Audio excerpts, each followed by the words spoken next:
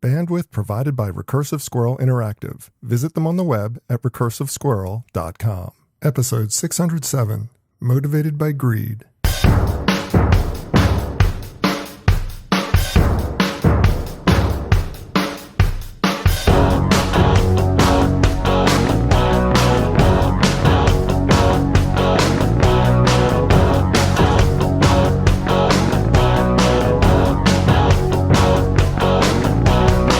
For Monday, September 5th, 2020, it's time for this week's edition of the BeanCast, a weekly discussion about the news and issues facing marketers today. I'm your host, Bob Norp.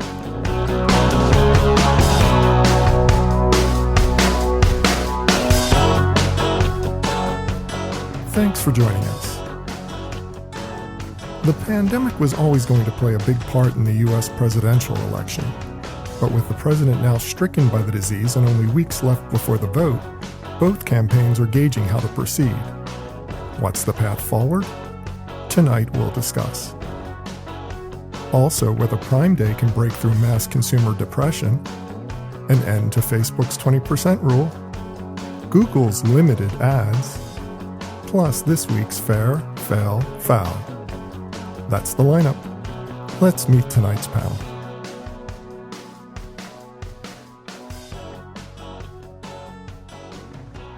Thanks for joining us for this week's BeanCast. I'm Bob Norp, and with me on the panel for this evening, we start with the co-founder at brand consultancy Metaforce. Mr. Alan Adamson is here. Hi, Alan. Hi, thanks for having me again. It's a pleasure to be here. Pleasure to have you. And I think I called you Alum for some reason.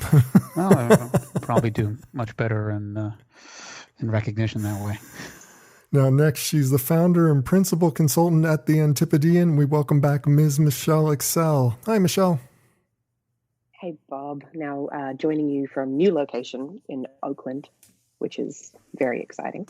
We'll see how it holds up. It's kind of odd because I find myself in Oakland County, Michigan, which is not the same as where you're talking about. So, even odder is that when I say Oakland, people think that I'm saying Auckland. And when I say Auckland, I think I'm saying Oakland. I'm from New Zealand. So, yeah, slightly confusing. Now, also with us, we have the founder of Toronto agency Church and State, Mr. Ron Tite. Ron, what's happening? What's happening is I'm in Oakland, Canada, which is just an incredible place of free people. Everybody's in Oakland this time. It's amazing.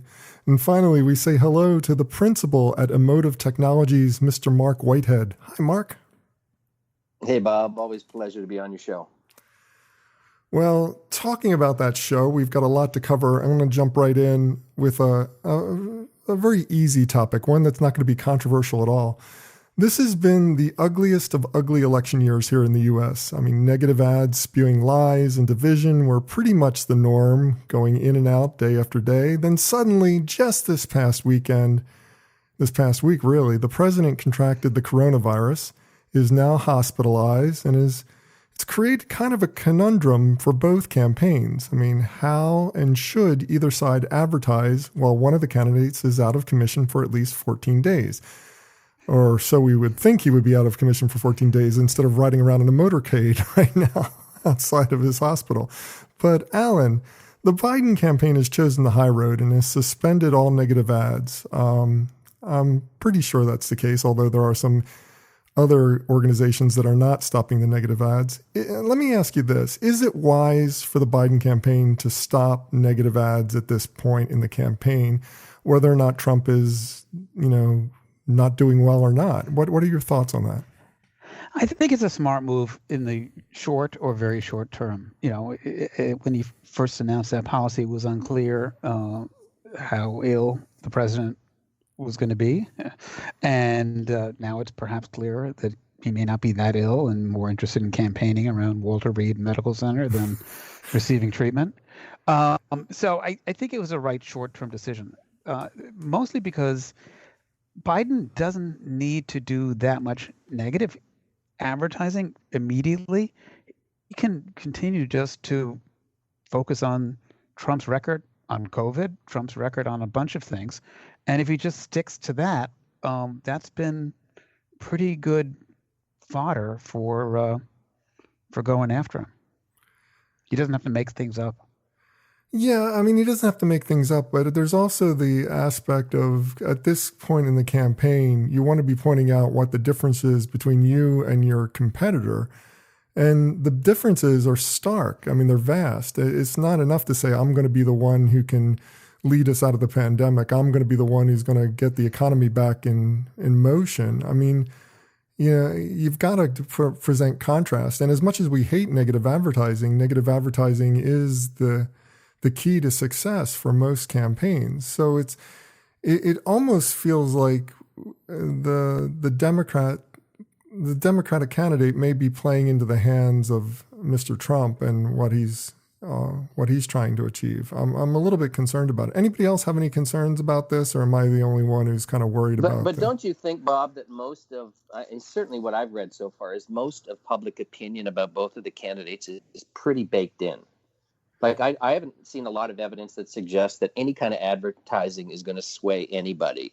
And most of the undecided voters don't seem to be that undecided. They have pretty strong opinions about both of the candidates. So I would argue in a kind of a weird way, Biden pulling back from personally attacking Trump and talking about what he intends to do if he becomes the president is going to be much more informative to some of those undecided voters than just continuing the personal attacks, which, as I say, are I think fairly well established through the news media. Let me keep not only that. I mean, can he really do a better job of advertising Trump's flaws than Trump just leading with his flaw? He doesn't have to do anything. I mean, Trump in reality is going to do a much better job of highlighting his flaws than Biden ever could. What I love about this move by Biden is it's completely on brand. The one thing that he's been trying to say through this entire campaign is, I'm more quote unquote presidential, and I'm the leader you want. And this is the type of thing that a traditional presidential person would do. It's not something that Trump would do. It's not something values pitch, right? That I'm going to bring values back to the presidency, and this is the proper thing to do. So I agree. You start any marketing with your own brand and what's going to resonate with it, and you build from there. And Trump's brand, as we saw in the debate, is all about attack. Biden's brand is all about I'm going to do the right thing. Well, let me keep the devil's advocate going here for just a second more, because I'm watching television today, and the television is awash with negative ads against Biden that are endorsed by the Trump campaign. They're not third-party ads; they're actual campaign ads from the Trump campaign, dashing Biden on the rocks. And I'm wondering, shouldn't that be responded to, or is the high road strong enough? Is that the right way to go? Because we always, the Democrats fell victim to that, nice meaning thought that when they go low, we go high. But, that didn't work out so well for them in the last election cycle. And I'm wondering, how does that change this time? Shouldn't we be responding in kind to that kind of attack ad? Well, I think that there's been some evidence, some research that shows that ads that are featuring Biden as, the hero character rather than the other side and what they've done wrong. So by whether he's saying something, negative or positive, that ads that just feature him test better, that people like him and respect him and they test better. So I don't know that it would be beneficial for them to be running more ads that really focus on Trump and his administration rather than Biden and his administration. And I really wanted to say something here, because I've thought from day one, not that they should necessarily go negative, but I had this thought that shouldn't you run ads in Trump sort of territory, digitally and physically, that say things like, are you, sick of having your rights taken away and, your work disappear and all the rest of it, and then sort of flip that and show that that's what the Trump administration has actually done. So I don't think that misinformation is in Biden's wheelhouse or really in the Democratic wheelhouse. I know a lot of people are going to disagree with me on that, but I don't think it is. I don't see that this is going to harm them. And when would you come back as well? Like, when would you start bringing negative ads back? It may feel slightly strange to bring them back. It's like, is he off the ventilator? Yeah, he's off the ventilator. Okay, crank it up. Yeah, I think based on what happened today, I wouldn't suggest the Biden campaign hold fire for a long time, because, if he's using the virus to, as a platform or plank to go out and rally his base that he is a superhero and can fight this off, and he'll be the hero to fight it off for everyone else. I think the decision was made when it was unclear whether he would be on a ventilator, hanging on to life. And now that he is campaigning from Walter Reed, I don't think they should go to sleep at the wheel. Let me bring it back to something that Michelle said, because I think that's really interesting, that the testing has shown that the more positive ads were doing better job of making Biden appealing to the audience, appealing to the electorate. My thought is, were the negative ads actually harming him and helping Trump all along? I mean, when you say do a negative ad, I forget who said it. I think it was Mark who said it, that everybody's baked in, or Ron, you may have said it, everybody's baked in their decisions already. So when you do a negative ad, you kind of galvanize people for the candidate that they're already feeling strongly about. So was it actually hurting the campaign more than helping the campaign to do negative ads in the first place? Well, I mean, again, getting back to this whole idea of baked in, I think I don't think that anything that Trump is doing is necessarily going to attract anything beyond his base. And I do think that having Biden taking his foot off the gas of negative ads and talking in a more constrained manner about what he intends to do is actually in keeping with what his image, what I think he wants his image to be, and what he wants to be seen as. And so I think there's just no way that ultimately you can't left to be bruised from a whole lot of negativity from Trump. But I think Trump is just doing more to appeal to his base than he is going to be doing to either appeal to any Democrats to come over to his side, or certainly to appeal to independents. Yeah, and I go back to where I started. I think that the negative ad. I just totally agree. I think that the negative ads are for his base, really, and also the misinformation that he spews is for his base. And I think that's more worrying, because they're already decided. It's like, what is that going to actually compel them to do? Like, I'm worried about that, but I don't. You're right. I don't think it's going to flip anyone. You know what I loved about this is there was a line in one of the articles I wrote, and then I wrote down this quote. This was the quote: "And steering the Democratic Party away from the cartel of entrenched consultants who charge top dollar for evidence-free wisdom about how persuasion advertising is supposed to work." And I love this, because it's like, our political advertising, they're only having this conversation now. I mean, this is, the cartel of entrenched consultants are like the advertising agency holdcos. We were having this conversation 20 years ago, and political advertising is only having it now. That blew me away. We all have short memories. Alan, you were going to say something? No, I think the trap is, if you go negative, you go off message, and he's got to stay close to what he stands for, which is quiet values, going to be more presidential, and maybe to the old line, "Are you better off now than you were 4 years ago?" But to go really after Trump, when Trump certainly went that way on the debate, I don't think you can out attack Donald Trump. I think you need to speak to the voters and say, here's what we're going to do, and here's what's right, and here's what I believe in. And I had written down on my question list the question, what does the Trump campaign do in this situation? Someone's getting a drink. That sounds fantastic. It's amazing to me that in maybe the 24 hours since I wrote that question, we've already seen what the Trump campaign is going to do. They're going to continue running negative ads. Trump is going to be doing these tweets and intercepts and running around in a car, getting his Secret Service people infected with the disease so that he can show himself up in front of all his fans gathered around Walter Reed Medical Center. I mean, it seems like they haven't missed a beat in this whole thing. The campaign has never faltered except for maybe a 12-hour period. What would the rest of you think? I mean, what is their plan going forward? What would you say it would be? Well, I think the plan is to react, first of all. But doesn't it feel like everything is just exactly as it should be? Is there anything that you're feeling? So often I've read, in particular about Trump, that people react at first by being shocked by what he's said or what he's done or what his surrogates have said or done, and then immediately thereafter say, but not surprised. And I think this is just more of the same. Yeah, if you're in one bubble or the other, it doesn't make any difference anymore. It's pretty baked in. And I just think the people in the middle are reasonably shell-shocked and are losing interest in the mudslinging, and will probably go vote with their gut and not pay much attention to what happens in the next 2 weeks. Yeah. But I think, prefer, Alan, I can't vote, unfortunately, but if I could, I would prefer about policy now from here on out.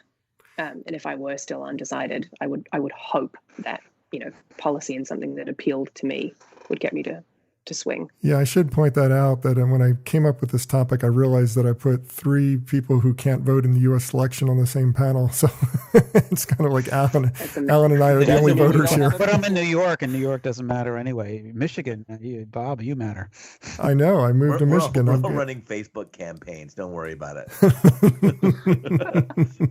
But, Alan, you mentioned are you better off than you were 4 years ago? Do what we need more than anything? Who just wouldn't just love to just wake up tomorrow and see Hal Riney's It's Morning Again in America ad running? Like, it was just, talk about a simpler time of like, I'd love to see that ad again, just in situ, somebody running it. And maybe going away from the, trying to out, the facts are interesting, but for most people, the facts don't matter. Most people vote with their gut.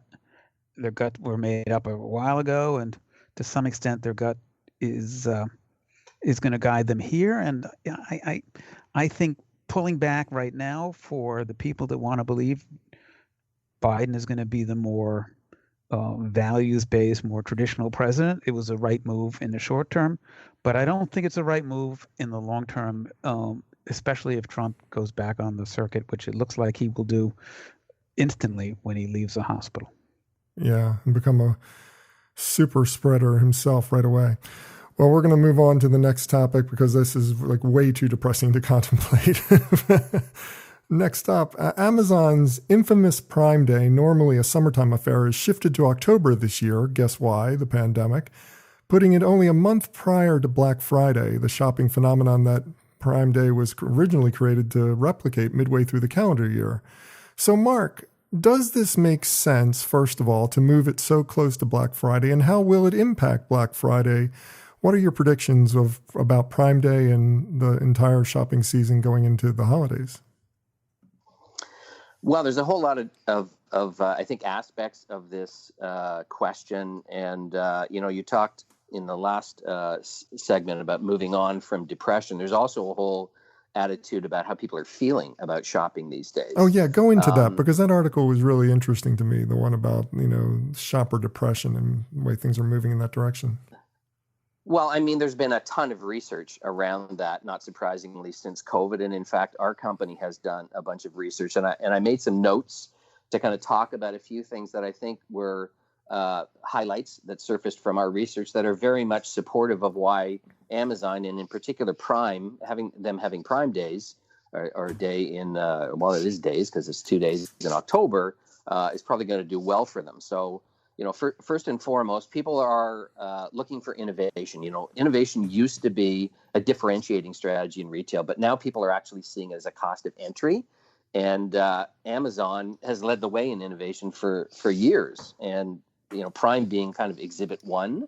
So them deciding that they're going to have Prime, yes, a few months later than they had originally intended. I'm still not sure I understand how COVID affected the largest online retailer to have to move an online retail event when everybody is buying online right now. I'm still not sure that I understand all the implications or all the drivers of why they had to make that decision. But that aside, shoppers already see Amazon as innovative.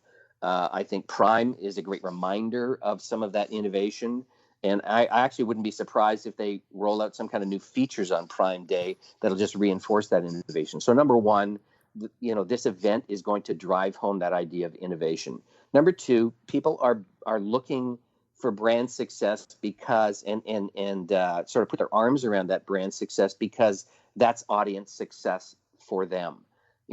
Stress and anxiety is number one right now in terms of how shoppers are dealing with COVID, and they're looking for glimmers of hope, and they want to align with those who are experiencing success. And so, Amazon is as good a success story as you're going to find, and Prime Day is another great example of success. So I think the simple idea that success breeds support and support breeds success means that Prime Day is going to be a success because, Prime members are going to want it to be a success. And then the third thing, and I think this is really connected to this idea of depression and malaise that people seem to be having. The number one emotion that people are looking for in brands right now is moments of joy, which was not high on the list when we did our research back in January pre-COVID, but since COVID has popped to the very top. They've told us that joy is one of the strongest feelings they're seeking for in relationships.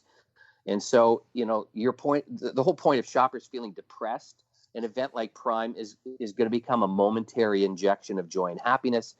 And I think it's, never been needed more than it is now. And I think that's why those three elements certainly serve for the idea of Prime being a success from a standpoint of getting people over their depression. Now, there's a couple other questions that you asked around the timing of it. Yeah, because it's just like, because I want to point out, what we've talked about so far, even though it's really salient, and I love the points that you made, it's still just focused on Amazon itself. I mean, obviously, Prime Day has the chance to be a success for the company, but can it also be a success that raises all boats in the industry? Yeah, and so here's a fact that I read in one of the pieces recently. The experts were predicting, and this is pre-COVID, that Amazon Prime membership was going to grow to 133 million in the coming year, and they've actually exceeded that by 10 million already in the midst of COVID. So people are turning online to shopping, and people are turning towards Amazon. I think another stat I saw somewhere, really in particular around holiday shopping, was that 35% said that they're going to buy more at Amazon than they previously had, and 67% have said they're going to do most of their shopping online. So again, it's not just Amazon, but I think it's the whole online shopping experience that is going to benefit from COVID and is going to benefit from all of the shopping that's going to happen from now until the holidays. Now, Black Friday is still going to happen. It was always going to happen when it's scheduled to happen, the day after Thanksgiving. I think there could potentially be some negative effect of Prime happening about a month before, but I'm not certain of that because there just seems to be this continuing momentum of people wanting to move online in shopping, embracing that idea, supporting Amazon in what they're doing online, and I think that will bleed into Black Friday. Well, that's at least hopeful. I want to engage the rest of the panel on this as well because I'm looking at Prime Day as a competitor for Black Friday, and whether or not it's going to help raise the attitude of all consumers and make Black Friday a little bit more successful to have this moment in October when we're all enthusiastic about sales again and going for it. But the two events have always been really different, Michelle, haven't they? I mean, when you look at Prime Day, it's more like a garage sale than a Black Friday event, which is more about discounts, deep discounts across the entire catalog of merchandise. Does Prime Day need to evolve this year, or do you see it as probably being pretty much the same as it usually has been in June or July, only it's transferred off into the wake of, or putting right before Black Friday? I mean, what are your thoughts? Yeah. You're actually also not only can I not vote in this country, but I don't Amazon for a number of reasons, ethics being one of them. So I always. So you're probably the worst person to ask about this. No, I have a lot of opinions about this. So I think that stat that there's about 10 million more Prime members that they're predicting by Prime Day is a really stark one. And I think it also really pointed the divide that's probably happened or has widened since the beginning of COVID, where Prime members who are probably much higher household income have continued to shop and have continued to shop online increasingly. And I think that it's going to be positive for Amazon. I do wonder how positive it is for people who cannot necessarily afford it, and also for small businesses who still have brick and mortars or have their own online shops. And so, I mean, also that point about I wasn't aware that there was a vaccine yet. So why is now October safer than July, presumably for their warehouse workers? They haven't really addressed that. And I mean, there was a big stink at the beginning of COVID about this and the safety of their workers.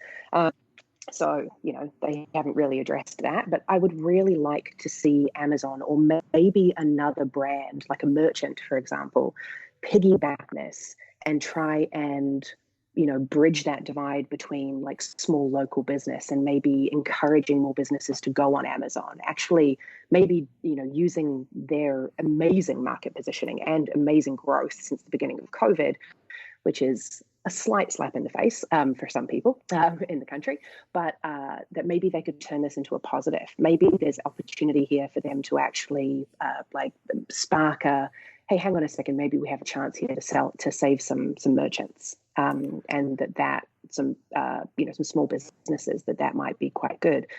So I do want to point out. I do want to point. Commenting on anything else. Yeah. I do want to point out, just for the sake of clarity. I mean, every year during Prime Day, all the other online retailers piggyback on, and they do quite well. I mean, it raises all boats in the industry in the past. What I'm wondering is, will it still raise boats or will it sink ships this year? Because a lot of those boats don't exist anymore. So, right. There's been a massive loss in actual business and retailers, especially small ones. So I think that a little more probably needs to be done to acknowledge that, and then maybe it could raise all boats. I don't think Amazon's got anything to lose from. Well, of course they probably. No, Amazon has nothing to lose. I mean, Amazon. But they have nothing to lose by doing it. But doesn't mean that they're going to, reach out a hand and try and help some other folks up with them.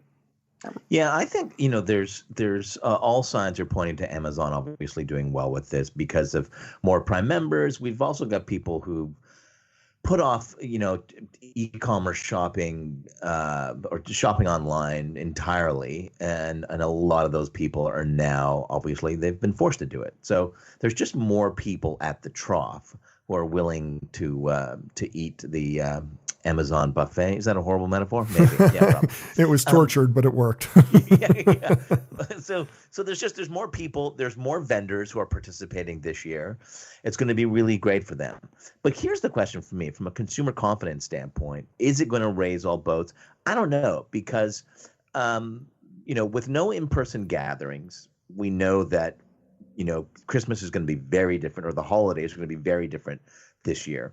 So are people going to shop less because they're not going to be seeing people face to face and dropping off gifts and things like that? Or are they going to be shopping more so that the gifts can take the place of their, face to face interactions? And then so the consumer behavior is really going to be interesting on this, because then you add in a layer of recession, you add in a layer of there not being as many e-commerce choices because some retailers have just gone by the wayside. And by the time Black Friday comes around, how great are those deals going to be? Because I don't know that there are many retailers who can afford to take a hit on margin, because they just haven't been selling. And in a lot of cases, retailers haven't been selling as much. Now, like Michelle, I would love, this is a critical moment for Amazon. And given the success that they have, the unbelievable success that they have had over the pandemic, And Bezos personally, you just keep seeing the numbers of how much he's made, that if there was ever a time for Amazon to go, you know what, our community is more important than us, and we're going to take all the proceeds from this day and we will put them back into the community. Because they have done very well. Oh, you naive Canadian, you. No, I know it's not going to happen. And naive Kiwis, I would say the same thing. But this is a huge opportunity for them. Yeah, a massive opportunity, and I don't imagine they would ever do it. But the vote from the Commonwealth is that we should do this, and so it is done. I love it. So one of the things that you kind of questioned about, Ron, was around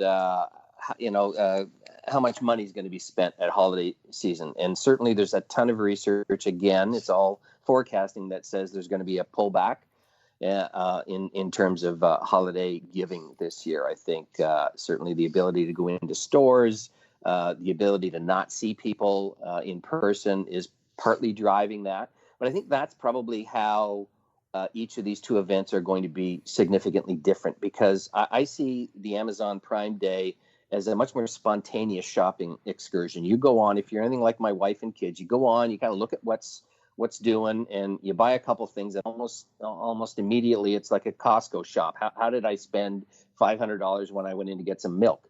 And I think very differently, Black Friday is about those planned holiday purchases. I got Christmas around the corner. I'm going to try and get a few gifts as cheap as possible. And I think that's how it's going to suffer a little bit more, because of the fact that it's used more as a planned purchase and shopping opportunity, as opposed to Prime Days being a much more spontaneous experience. Yeah, I sort of agree with that. To some extent, I think they couldn't do it this summer when it was designed to be launched, when people were at the beach, and to remember that you can spend money while you're at the beach, because they were having trouble delivering toilet paper on time. So now they've moved it to October. I don't think it will raise any boats, Bob. I think it will help them probably a little bit, because they're the 800-pound gorilla. But I don't think most of their competitors have several nails in their coffin, except for Walmart and Target and Costco and a couple of the big boys. So I think it's going to be an okay event because they are so successful, but I don't think it's going to be a great event for the macro factors. With the unemployment ticking at this level, people nervous. Yes, they're not going to go out shopping. I think it's going to drive commodity purchases, but I don't think they're going to be selling a lot of hot tubs online. Yeah, I'm wondering how much Amazon can possibly do, if they could do anything to raise all boats, considering the fact that the entire country is not just depressed because they don't have money, they're depressed because, the election, and they're depressed because of the riots, and they're depressed because of instances of police brutality. I mean, there's some real issues going on right now in the U.S. in particular that are just monumental and weighing on the psyche of the population. I don't see how anything in the form of a sale, whether or not it's Prime Day or just the regular BOGO 50 offer, nothing's going to get people out of this funk until people are out of this funk. I mean, they got to work through it through other things. So I'm not really sure. Don't underestimate shopping. Yeah, shopping. Shopping is a moment of joy, and people are looking for moments of joy. It is. I just think that people who have money are definitely going to take advantage of it, and for the people that don't, it's just, kind of a salt in the wound. But yeah. Yeah, I have to agree with you.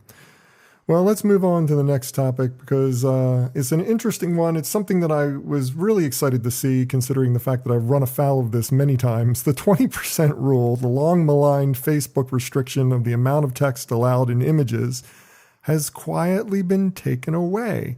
Now, Michelle, what is going to be the impact of this change? I mean, will marketers behave, or are we in for an advertising devolution with people just packing as much text as possible into images? I have to be very honest that I thought this had gone away years ago. So I did some research, and I realized that it was put on a sliding scale a few years ago. So 20% was still, the gold standard, and anything less than 20, like if you had more text than 20% in your ad, it restricted your Not just ads. Your growth. Not just ads. It was pictures too. I mean, like if you took a picture and you put more than 20% text in it, Facebook would read it as an ad and it would suppress it. Right. It was crazy. Yeah. So yeah, it was throttling. Basically, It was like throttling how far your ad went. But I actually thought it was gone because I remember when that happened, and I haven't worked at an agency for 5 years, so I wasn't really up to date. But from everything that I've read now about this, and I went down some Twitter holes as well. It sounds like a lot of people were annoyed that it ever existed to begin with. No kidding. Whenever there's a regulation, some people are going to be annoyed. People think it was for the best because it didn't make ads, look like print ads, which is fair enough. But it just seems like people are happy now and saying basically the market is going to decide. So if your ad with 40 or 50% on it doesn't perform well, you're going to know. If you have a really good performance management system, you've got somebody monitoring this on a regular basis, you'll do testing and learning yourself now, and you're going to find out what people like. I think that the biggest thing here is that no one size fits all exists. Sometimes a text ad is exactly what's called for because of the context of the ad and the situation, and other times it is not. And I also think that, just doing some guessing behind the scenes, that maybe Facebook moved to this because of general users' behavior in putting more text on our images. We're covering them with things now: Instagram stories, Facebook stories, Instagram posts. It's like we're throwing a lot of extra junk on top of photos and videos now, and so maybe they just bowed to that. And people may be wondering why their posts weren't getting seen. If what you said is right, Bob, it was happening to general users as well, not just ads. So, I think, as a couple of people have said, the market is going to decide. Now, I have one slight concern because I watched The Social Dilemma yesterday, and you probably covered this on a previous BeanCast. I did not. It's been brought up multiple times, but I'm a little skeptical of this movie and its veracity and everything. But there you go. Yeah. So the one thing that struck me about that and about this new rule being lifted and the connection between the two was that, again, it's not about how many ads we click on. That's not how Facebook makes money. They make money by tracking behavior and then selling behavior. Or ability to anticipate behavior. And so now, with everyone being able to run any ad type they want, they're going to get more data themselves on what works and what doesn't. So who knows, maybe this is going to lead to some new ad modules or some new platform features or something along those lines. But to me, you've just hit the bingo, which is this is about money. Now, I'm the last guy to comment on Facebook because I have a very unhealthy cynicism towards the platform, and I got off it 5 years ago. So every time I read anything that's going on about Facebook, my immediate reaction is this is about money. But I think you've just touched, Michelle, on why it's about money. They can monetize that information in whole new ways that they haven't been able to before, and that's the reason they're doing it, and not because they're trying to be a little bit more democratic about the way people can communicate. No, but why would they? Why would they give us something as a bonus? There's got to be an ulterior motive. Not ulterior motive, that makes it sound wrong. It's product development, But it can be win-win. I mean, as a creative guy, I enthusiastically welcome this because the number of times, because I'm not as involved in the day-to-day operations of generating some of this stuff as my team, and the team will say, you can't do that.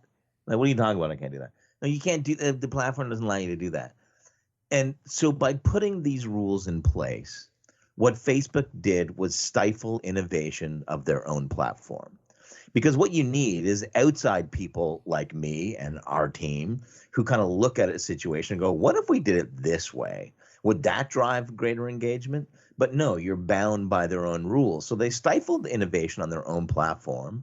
And that's going to lead to a decrease in performance because we know that over time, when you tell people this, if you use the word engagement in a headline, that drives response 17% greater than any other word. And then every client says, I'd like engagement in my headline. And then it's a clip art approach to advertising. And over time, the performance just drastically decreases because it's just everyone is using the same stuff. And so it all started to look the same. And I'm sorry, but you just can't differentiate a brand and provide a whole bunch of personality in social post copy that has a limit of 130 characters. It's just not going to happen. So I love this. And will it mean that we'll be, inundated with bad advertising, people just putting starbursts and price points and stuff in their images? Maybe. But I think through that, we're going to see some new and novel ways to engage with people on Facebook, and that's going to be good for all of us. The bigger issue here, and this is not verified. This is just the assumption that was always there in the background, was that this restriction was always designed to keep people from creating free ads and putting it in their feed, like creating an ad, getting a whole bunch of followers, and then put it in your feed. And you could advertise something with an image and text, just like a regular ad, and Facebook wouldn't know about it. So by putting this in place, it kept that from happening. I'm wondering, how do they police that going forward? And is this, for them, is this a bad move? Because does it inspire brands to stop paying for some ads and start trying to navigate the social construct of the regular feed and try to get messages out that way via maybe their employee organic feed? Not their organic Facebook feed, not their organic brand feed, but off the backs of their employees or something. Like if a startup had all their employees hit up all their put an ad, via their feed. And I mean, I'm just seeing a scenario where you can get a free ad out of it. It won't be as effective as buying a bigger audience and going out to the wider Facebook community, but it could be a detraction from Facebook profits. So I'm wondering, what's the end game here for Facebook? How are they going to control this? They're going to pay people to rat out the people in their feed. Tell on your neighbor and make $5. I think, though, it's as simple as they've recognized that they can probably make more money from the data from increased activity happening in this space than the lost data of the ads. Oh, that's a really good point. And I appreciate Ron's enthusiasm about his ability to use this, but I don't think this is anything more than a self-serving. I don't think they were thinking, hey, you know what? Ron's going to be really happy. His team's going to be really happy that they can do some of these things. Facebook does everything for self-serving purposes, and this is just another example. Sorry. I don't think they had me in mind. I agree with you. I think that they were 100% driven by their own motives, but there can be indirect benefits from their own greed. Maybe is that better? I would still create. Oh, there's a headline right there. Going to be much better for us. Yeah. So Michelle, I missed that. It's definitely going to be creatively a lot better for us. Yeah, without those restrictions. Yeah. Yeah. Very enthusiastic. You are giddy on a Sunday night. Well, let's go to the final topic of the evening. The end of the cookie and the reality of an opt-in only future for mobile has led to a new ad product from Google called Limited Ads. A very creative title for their ad product. It doesn't make me want to buy one, but Ron, experts are already criticizing that it may be so limited that it's become absolutely worthless. What are your thoughts on this, and what should Google be doing? What should brands be doing? Are limited ads a good solution, bad solution? Your thoughts? No, these are not a good solution. This is not a good solution. And there's a couple of things that are wrong with this. And one, advertisers have to just stop looking for every single opportunity to put an ad in front of somebody, because we've seen what happens to the ecosystem over time. But for this, that in order for a consumer to get this ad, for this limit ad, there are 12 purposes that you can collect and utilize data. 12. And consumers will be given the ability to opt in to a number of the 12, or they can reject all. Now, knowing how consumers absolutely love advertising, they love being interrupted by things that allow them to get their content for free. And given the choice between going through a buffet of options and selecting which ads they'd like to receive, or just simply rejecting all, what do you think they're going to do? they're going to reject all. They're going to reject all. They're going to do it. So this limited ad cannot serve those people who reject all. So that's the biggest problem with it. The second thing is that if you opt out of cookies, but you opt into one of the other purposes, there was one that was that if you've shown quote unquote legitimate interest, being one. Now, if I select that and then still am served up an ad later on, am I going to forget that because it's so confusing? Is the perception going to be that you're still serving me up an ad and I didn't ask for this ad? Of course, that's going to happen. Now, what we might see is kind of micropayments for content, come around, and certainly. It's not as pervasive as it could or should be, but it's gonna drastically affect on how some publishers can make money, and so it's going to limit the amount of content that can be generated. So I think instead of the ad serving up, maybe we'll see a little bit more micropayments, and Google can certainly get behind that. But I think more and more we're seeing that out of this no third-party cookie rules, that the entire ecosystem is going to have to be reinvented to a certain extent. And this is, maybe the first way to look at doing that, the most obvious and least effective, but it's a start maybe for Google. Is there a possibility that we're being too jaded? I mean, I've noticed that among the people who are most likely to click off that box that says reject all ads are usually ad people. I mean, people in the advertising industry are terrible about opting in on things. And, when you get out into the consumer world, you don't see that as much. I mean, you see a fair amount of people who go into ad blocking, but that's more about safety for the user. That's more about getting rid of adware and other types of things that are malicious software and other types of things coming in through the ads. But I mean, people don't mind ads as long as they're about subjects that they want. And I know it's going to depress the amount of people you can serve an ad to unacceptable levels for most publishers, but you're going to end up with a group of people who are highly motivated to look at your ad. So is that worth it? Is that worth it in the end? Yeah, maybe they can increase the fees because of supply and demand on the ad product, and drive more money on a per ad basis to the publishers. That might happen, but when you start talking about that, Bob, with the advertising people, my biggest moment of guilt is when I'm served one of those pre-roll Google ads that says like, which of these 5 have you seen in the last day or something, and I can't click a box fast enough to get. It's not valid. My response is not valid. I'm just like, whatever. Click. Get beyond to the next one. And as an ad guy, I always feel totally guilty about doing that. But yeah, I guess we'll see. The reason I think people are going to reject all is simply because of the confusion.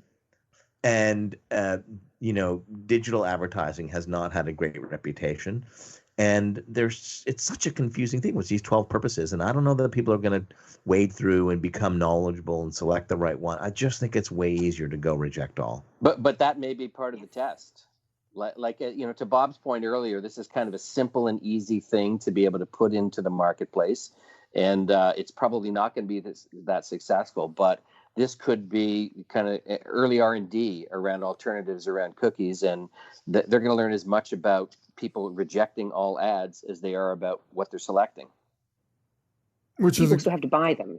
People advertisers still have to actually buy this ad unit. And right now it doesn't seem like a very promising proposition, like a very appealing proposition.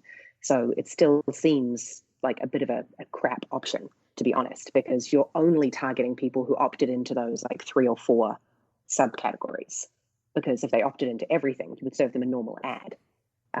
So the weird thing is that Google have not offered up like a completely cookie-free ad.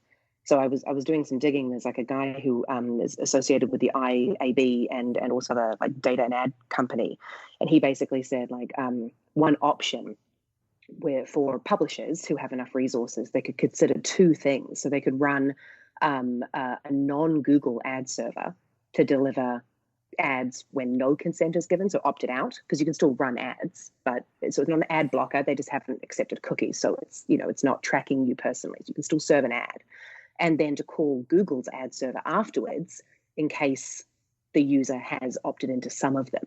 Basically, they're doing total mental leaps to figure out like when this product would be beneficial, and it doesn't seem like it is very beneficial right now or appealing. Well, with that hopeful note, it's time for this week's Fair, Fail, Foul. Before we do that, I'm sorry, Michelle. It was so apt and fitting to wrap things up that, Google doesn't have it all figured out. We may not have an adequate solution from them as of yet. But anyway, it's time for the Fair, Fail, Foul. But before we do that, I do want to take this quick opportunity to thank my guests again and allow them to each do some shameless plugs, starting with Alan Adamson. You can find him at metaforce.co, metaforce.co. Tell us what's going on in your world, Alan. What would you like to promote? Well, we're still doing our model of a sort of a special forces approach, and having a virtual agency has become far more relevant in the past 9 months than it used to be. Yeah, it certainly has. And I'm glad things are working out for you, so that's fantastic. Yeah. Now, next up, Michelle Excell. You can find her at theantipodean.us. That's the home of the Antipodean, her consultancy that deals with production and innovation and all kinds of cool technologies. Tell us what's going on in your world, Michelle. What would you like to promote? Same thing. Last few months, I've seen an uptick in consulting gigs coming through. What I specialize in is technology, so augmented reality, virtual reality, AI for consumer engagement and campaigns. So right now, there is a ton of incredible stuff coming out. VR is booming again, and so is AR. And so if anyone has any questions, find me. Yeah, the Antipodean. And .us, and I would just love to chat and tell you about what's going on. And you want to get to know Michelle. She's a fantastic human being and one of the best in the industry, so definitely check her out. Next up, we have Ron Tite. You can find him at churchstate.co. That's the home of Church and State, his agency that he founded, but his name is no longer on the door or something like that. I don't know what's going on up there. But Ron, what would you like to promote? Well, it's because we used to be called the Tite Group. And then we changed to Church and State. So so you can go to churchstate.co, or you can go to rontite.com. And I'm doing about one virtual keynote a week now. So virtual stuff has been picking up. So that's getting busier. And you can read my latest book called Think, Do, Say, available wherever you get your books. Fantastic. Yeah. I love having authors on my show. You guys always have so many, you're always pimping your books, which is okay, but it's more important that you're coming up with great ideas that are worthy of a book. So it's fantastic to hear you're sharing. Last but not least, Marc Whitehead. You can find him at emotiveinc.com. That's the home of Emotive Technologies. Tell us about this company, Marc. You're doing some really interesting stuff with modeling these days, aren't you? Absolutely. But first, let me tell you that Ron's book is a great book, and you should pick it up. I would absolutely endorse it. Thanks, Mark. No worries. Come to the website and learn a little bit more about a thing we call BEST, which stands for Brand Engagement Sentiment Tracking. It is our version of NPS, only it'll tell you why your number is your number, and it'll tell you what you need to do to improve your number. And we've got lots of not only North American, but global players who are signing on to start measuring engagement with their customers, with their employees, with their donors, all by using our BEST method. That's fantastic. And it's really interesting stuff. I mean, I've seen it evolve over time, and I'm really fascinated with what you're doing up there. So that's fantastic. As for me, for more information about me or the show, visit thebeancast.com. There you can find a complete show archive. You can find out how to consult with me, or you can find out how to advertise on this program. We would love to have you on as a sponsor, so check it all out at thebeancast.com. And now it is time for this week's Fair, Fail, Foul, a rundown of the best and worst of advertising, marketing, and public relations from the last week. First up, the fair of the week. Ron, I know you don't agree with me necessarily, and we're going to get into it in a second, but Burger King Belgium launched a quest to earn a Michelin star. I love the fact that they had the audacity to say, we're going to go for a Michelin star, and really tried to make it happen. I think it gets a lot of attention, and it's for positive reasons, even if they never get the Michelin star, which I can say with some authority they probably won't. It's still an interesting endeavor. Ron, you had some skepticism about this, or rather the whole Burger King phenomenon. Yeah, I worry that all I see coming from Burger King is a series of one-offs. It's just one-off after the next, and it's from all geos. I have no idea what is connecting this brand globally. No clue whatsoever, other than maybe being a little bit cheeky with McDonald's. But I mean, I don't know what this brand stands for anymore. All I keep seeing are, and even though the lines have blurred, I wouldn't call that an ad. It's a PR tactic. It's just to get ink. That's all it is. And I just think it just needs to be a lot of random acts of advertising. And I want to know, like, who's, well, I mean, when we know it's Fernando Machado, and I don't know him personally, and I hear he's a very talented and wonderful marketer. I expect more from Burger King. I really do. And this is just one more. And in between the time I sent you the email, Bob, and about this Michelin star thing, and something else has popped up that now they're going on to McDonald's Facebook pages and responding to people who've complained about McDonald's. So they're doing that, but they're not actually responding to people who've complained about Burger King on their own channel, on their own Facebook page. And so they're spending so much time focusing on being anti-McDonald's that they're not spending enough time on being pro-Burger King. And I don't like it. Well, good point. So a couple quick thoughts. I would agree with you about this particular stunt. It's a PR stunt, and that's all it is a stunt. And we all know they're not going to get a Michelin star, and they're just trying to get some attention. I think Burger King really stands for cheekiness. To your point, Ron, I think that's really what it stands for. Forget about burgers, forget about fries, forget about the king. They're all about cheekiness, and so cheekiness, if you remember back in your high school days, was all about one-off pranks. They weren't all connected; they were just a whole bunch of one-off pranks.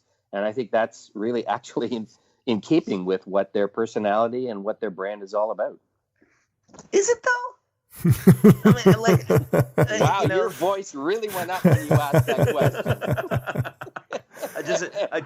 I simultaneously hit puberty too. I mean, I'm not saying it's the right thing. I'm not saying it's the right thing, but I think that's what it's about.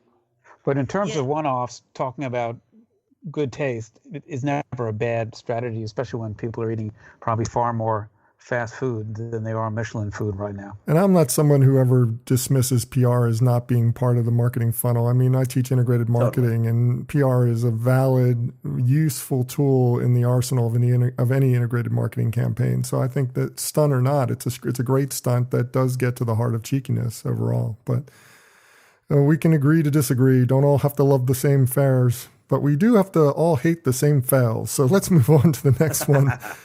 Modi Body, a maker of menstruation underwear, had their ad rejected by Facebook because of the unseemly content featuring period blood. Facebook has since reversed the decision after the particular uproar. Do I have to go to you, Michelle? I mean, I feel like I have to go to you, but I'm going to go to you anyway. I was going to say the same thing. If you said my name, I was like, oh, you kind of had to go to me, didn't you? No, it's fair. It's fair enough. It's fair enough. Although I don't know if anyone on the phone has a daughter, but they may have wives as well. So it affects everybody. Yeah, it's completely ridiculous. But this is also when algorithms come into play, I'm assuming. Image detection, computer vision, all of that jazz behind the scenes. But they need to rethink this, because this is a societal movement which is changing. Our attitudes towards what people find unseemly and unsightly and should not be spoken about in polite company is changing. And thank God it is. I'm a lot more comfortable in the last few years and actually talking about my period myself on social media and with friends, because if you thought way more than 50% of the population are affected by this, either go through it or are with somebody who does. And so it just seems, and also to be fair, like women's breasts are the same thing. There are contexts where it is absolutely okay. And so I think attitudes are changing and they are going to need to move with the times. And it was not okay that they shut that ad down. There is nothing as if about it in any way, shape, or form. Yeah. Well, at least Facebook reversed the decision and came to their senses, but it shows you the flaw in the system. And I've heard so many people complain about having their ads rejected by Facebook for not legitimate reasons. Well, the last one, the foul of the week, is also going to Michelle because Michelle has all the comments or the research on this one, but I'd love for everybody else to comment on it as well. A Twitter user demonstrated last week that the auto-cropping of photos for the platform displayed a tendency for race and gender biases, consistently preferring white men when choosing the focal point for photos. Now, Twitter immediately tested and found the exact opposite to be true, but it made for a pretty ugly week at the social platform. You had something to add to this, Michelle, that you wanted to talk about?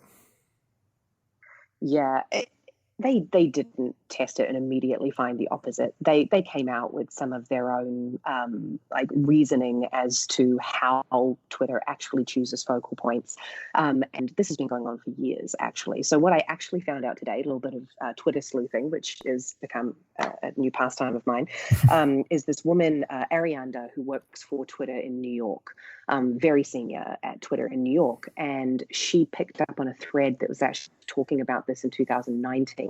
Picked it up again when it came back up, just a couple of weeks ago, and straight up said to the people who had reported it and all the other people on the thread, this is not acceptable. Please, if you see this, call it out to me. And then 2 weeks later, October 1st, they come out with new guidelines. And the funny thing is, when Twitter posted it, they said sort of, hey, here's what we're doing to combat it. Or here's what we're doing to kind of half show that isn't biased, but also we're putting in some things that allow you to choose the focal point yourself. But when Arianda tweeted it, she said, we're committed to working with you and the research community to minimize any harm algorithmic decisions can cause. I found this really refreshing. I don't know if she got reprimanded for it or celebrated for it at Twitter, but she tackled people straight on and said, I can see this happening and it's not acceptable. Let me do something about it. I thought that was really refreshing. Yeah, that is refreshing. And I'm glad that somebody at the company is taking that kind of stance. I'm not saying that the whole company isn't taking that stance, but, for now we know that this one person is, and that's a good sign for them.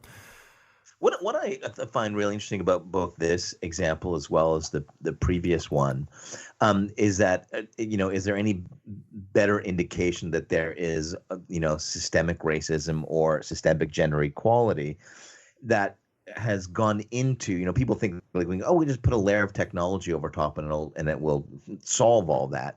Well, the reality is, of course it won't if the inputs were systemically racist or gender biased to begin with. And so it's no surprise that this happens. And I think it's a great lesson for all of us to hey, yeah, there's a lot more that there's a lot more work to be done around systems and ecosystems that is far more important than the technology that they inspire. Well, with that, have any suggestions for this list or want to discuss it? Comment online. Use the hashtag #FairFailFoul. That's #FairFailFoul. And that does it for this week's show. If you'd like to subscribe to this podcast, visit our website at thebeancast.com and click on the subscribe link. If you're an Apple Podcast listener, we've also provided a direct link to our listing there, or just search for the BeanCast in the podcast directory on the Apple Podcasts app. And whichever podcast directory you use, when you subscribe, please leave us a review. Got a comment? Have a question? We'd love to hear from you. Just send your emails to beancast@gmail.com. Opening theme was performed by Joe Seibel. Closing theme by C-Jax. Thanks for listening. I'm Bob Norp. We'll be back again next week. Hope you'll join us then.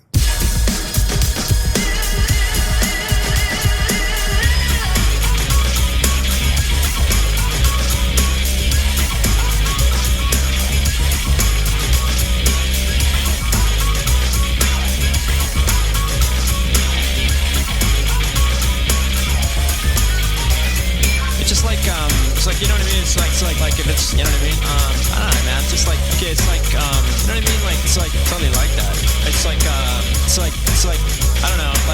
It's it's like, you know what I mean? Yeah, it's just like kind of, it just seems like it's just like almost exactly